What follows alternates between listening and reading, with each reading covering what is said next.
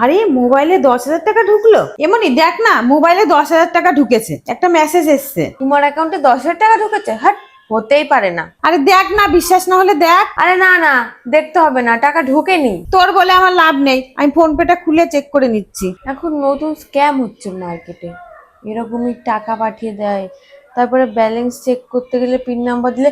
দাঁড়াও দাঁড়াও দাঁড়াও, কি হয়েছে?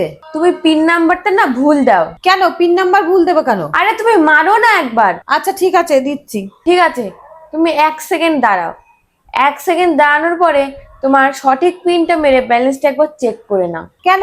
দাঁড়াও দাঁড়াও, বলছি 1 মিনিট দাঁড়াও।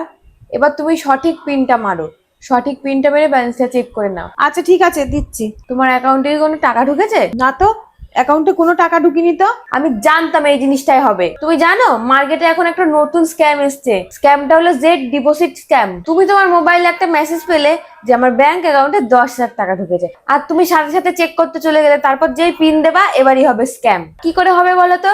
যারা স্ক্যামার আছে তারা আগের থেকে তোমার ইউপিআই তে আগের থেকে একটা উইথড্র রিকোয়েস্ট পাঠিয়ে রেখে দেবে, আর যখনই তুমি পিন নাম্বার দেবে সেই অ্যামাউন্টটা তোমার অ্যাকাউন্ট থেকে কেটে যাবে। এখনই তোমার সাথে স্ক্যাম হয়ে যেত যদি আমি না বোঝাতাম।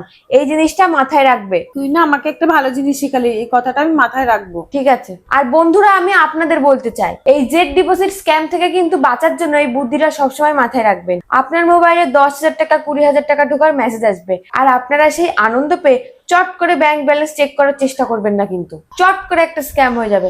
আশা করি ভিডিওটা আপনাদের ভালো লেগেছে। তাহলে ভিডিওটা একটা লাইক করে চট করে আপনাদের প্রিয়জনের কাছে শেয়ার করে দিন, আর এরকম স্ক্যাম হতে থেকে বাঁচান।